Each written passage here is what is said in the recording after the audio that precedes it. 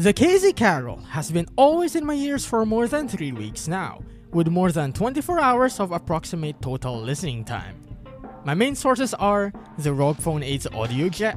Wait, isn't this a TWS? Well, I guess my main source is the incredible technology of Bluetooth version 5.3 at 16-bit, 44.1 kHz AAC codec.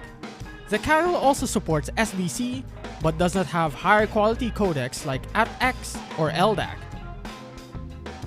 I have paired the KZ Carol with its stock ear tips, which is slightly better in grip when you reverse the tips, like KZ's reverse Starline tips, and a USB-C cable.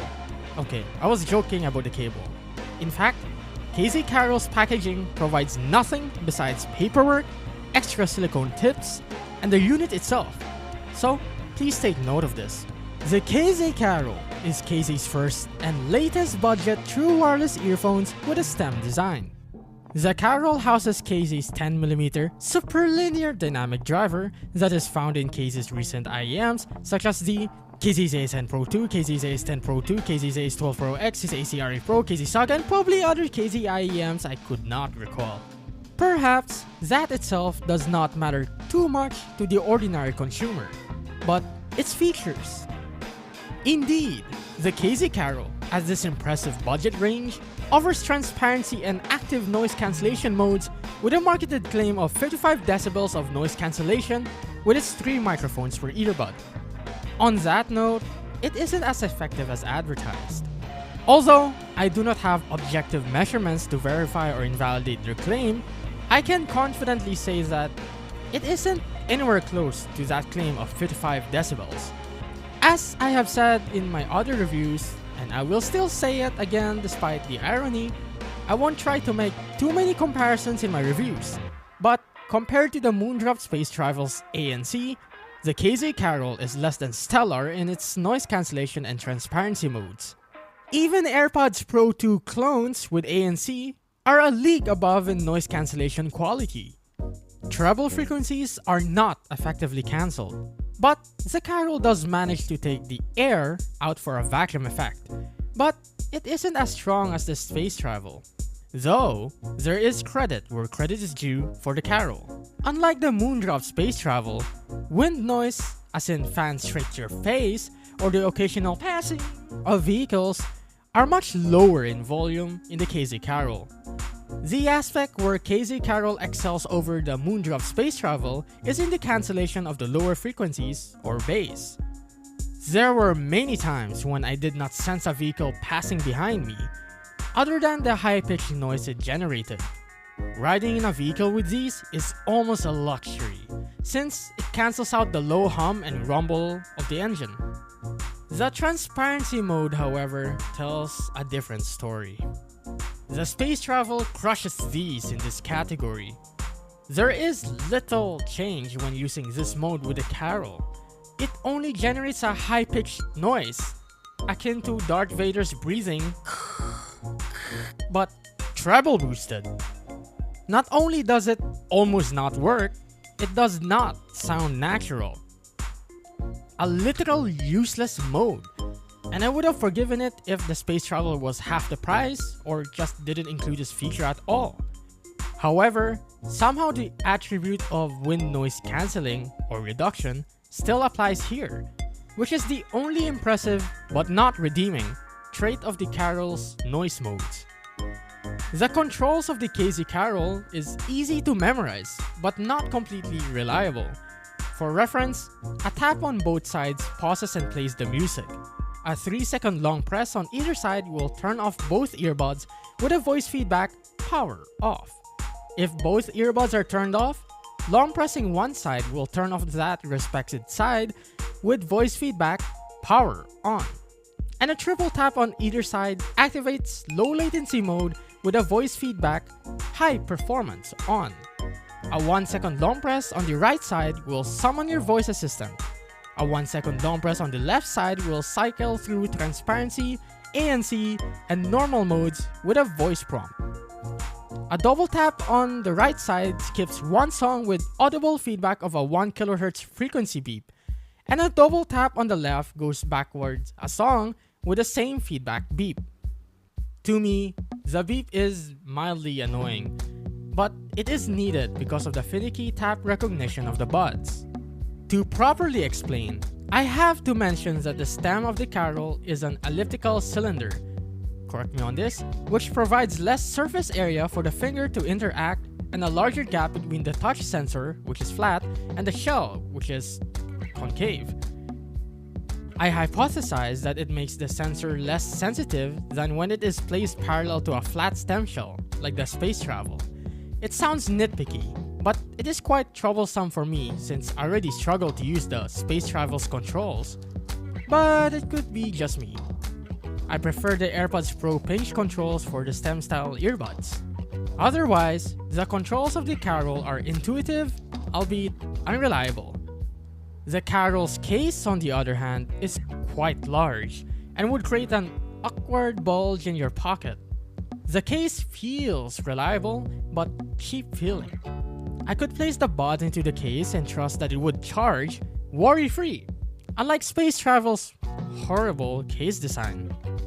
Unfortunately, the magnets that hold the buds aren't strong enough to not rattle around if shaken with eager strength, but are strong enough to hold the buds in the case while the case is inverted and the lid is open. Though, it's not as if the buds shake around the case during normal use. The plastic window of the case and the transparent shell of the buds are prone to micro scratches. The hinge of the case has play and rattle.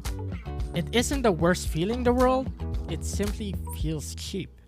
However, the magnets of the lid are so strong that it wouldn't be forced open when flipped or shaken around.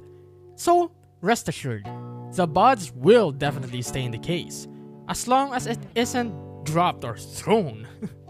Unfortunately, when the lid is open, it does not stay open if you flip the case swiftly. It is possible to open the case and wear the buds and close the case with just one hand, but because of the size, it is fairly difficult to do. The fit of the Carol is not good for my ears for prolonged sessions, especially during exercises or sweaty and moist situations. It is because of Carol's horrible stock ear tips providing a very stiff but full ceiling fit, which refuses to conform and stay in my ears for more than 5 minutes if I have moist or greasy ears. If I had dry ears, however, I could wear it without needing to readjust. I momentarily switched to small TRN T-tips, which gave me a worse seal, but better fit and stability, and is the only aftermarket tip that I own that would not interfere with the buds charging the case. Speaking of charge, the battery of the Carol, it's interstellar. I have used the Carol in this review not on its factory charge, but on the first charge cycle, from 100% for 12 hours straight before the right earbud prompted low battery. The first 6 hours were casual listening on 80% volume with ANC on, and the last 6 hours were gaming in low latency mode with ANC on at max volume. The earbuds don't instantly shut off after the first prompt of low battery, but at the third prompt. Also, some possible deal-breaking quirks I have noticed. The low latency mode is still slow. I noticed a delay in gaming, so this isn't good for competitive games, like FPS games. When adjusting the earbuds by pinching the top flat and the bottom flat parts of the stem, where the microphone holes are located, I heard interference from the microphones when using both ANC and transparency modes. It also happens when you cover any of the microphone holes located at the top and the bottom of the stem. Music will still play in one earbud when left in the case with the lid open. Both earbuds will disconnect if it's placed in the case and the lid is closed. The Bluetooth connection is unreliable. Many times, the connection would drop off on one side when an object with electromagnetic interference or radio frequency interference would pass between the phone and the earbuds. You can hear that side that has dropped in connection compensate by speeding up the sound that is playing from it. For illustration, your music is played twice as fast in one side to catch up with the other side. The dual connection is very convenient, but will prioritize the first device which plays a sound first, and will only provide sound from that device. Controls on one specific side of the earbud is only locked to that earbud. For example, if your left earbud battery has died, you cannot switch transparency, ANC, or normal modes with your right earbud by long pressing. Your left earbud should be working in order for you to change modes. There are more voice prompts in addition to what is mentioned: disconnected and connected. The case's LED lights has 3 colors to estimate battery levels. The case's LED lights has 3 color modes which estimate the battery levels of the case. Unfortunately, I was not able to pay attention to what levels of the battery is in what color, but there is green, which is around full, there is yellow, which is around half, and there's red, which is around almost out of battery. There's also blue LED lights on each earbud, which will indicate if it's connected, connecting, pairing, or charging. And here is the microphone test.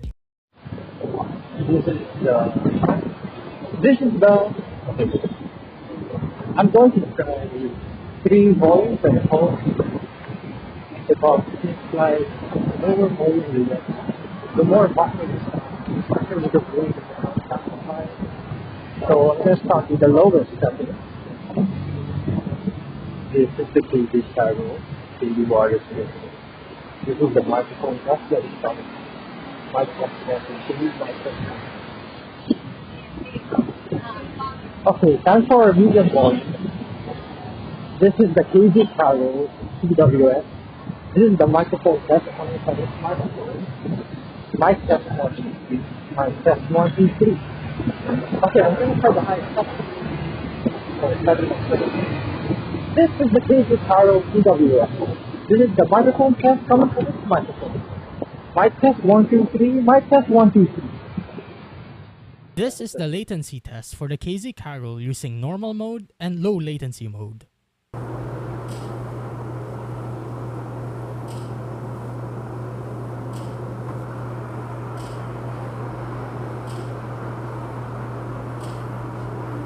Finally, the sound! The bass on the Castor is sumpy with good extension but has more mid-bass emphasis than sub-bass. It has boominess but is well controlled, perhaps thanks to its super linear driver. The Castor has this weird, but in my opinion, a very good and unique trait of being boomy but also having fast transients. It has perfected the satisfaction and naturalness of the mid-bass at the same time. But for a bass head like me, it is lacking rumble because the sub-bass does not feel visceral enough. But to others, this would be more than adequate. Despite that, you can feel the driver pushing air, especially when pushed at max volume. Obviously, don't listen at max volume. Do as I say, don't do as I do. Castor's max volume sounds akin to a usual IEM. For specific reference, the Castor Bass at 75 to 80% volume. Please notice this is arbitrary and not based on actual measurements. The bass has great resolution, but only good texture. Kick drums feel monotonous after a while, but it isn't the most boring kick drums I've heard. You can hear the bass notes clearly, but it is lacking attenuation in my opinion. The Castor also manages to not become warm, despite the mid-bass due to its little to no bass bleed. This makes vocals sound engaging, but somehow, it did not sound as thin as I thought it would be. People have been saying that the KZ Castor is basically the KZ Castor Bass, but wireless. In my opinion, it isn't exactly. Indeed, the bass is similar, but Castor is less sloppy and visceral than the Castor Bass, and the lower mids and the mid-mids feel more full in the Castor than the Castor Bass. Keyboards and guitars playing at these frequencies are more noticeable. The upper mids and treble are less shouty and much smoother than the Castor Bass, but not at the expense of the lack of detail. Vocals can get too excited at times and exhibit appropriate sibilance, which may be too much for some. Guitars sound lively and exciting. snares sound a little too thin for my liking, but better than many IEMs I've heard in this price range. One thing that Carol lacks is air. The sound from it feels more boxed in compared to IEMs, but that is most probably because of Bluetooth's limitations. This results in cymbals, on top of being tuned to be pushed back, not necessarily laid back, are less sparkly, but still maintain their splashiness. Overall, the Carol seems to have a smooth, balanced, boosted upper mids with appropriate treble, a mid-bass boost with linear mid-mids. The soundstage is decent, having more depth than width, slightly worse than the Castor Bass. Imaging is decent and can compare with IEMs at this price point. It is neither sharp nor dulled, but does feel fast and accurate. The KZ Carol is a great budget TWS, especially if snagged at $20, which I did, but is even less impressive at its posted price of $30 to $35. Still, I dare say it's even better to buy AirPods Pro 2 clones, mainly because of its development of its ANC, convenience, reliability in its functions, not necessarily durability, controls, and build feel quality, but that is if you don't have a moral compass against clones. And it's probably even better to buy from other established TWS brands which have better alternatives. Unfortunately, I can't be the one to tell you that since I haven't tried them. But if you're looking for a great battery life, exciting but not completely V-shaped sound, this specific transparent aesthetic, okay noise cancellation if you can accept it, or you're a KZ fan looking for a budget TWS, the KZ Carol is quite hard to beat. Thank you so much for listening to my review, and I hope it was helpful. Please feel free to leave any comments, questions, and feedback for the video. Now it's time to get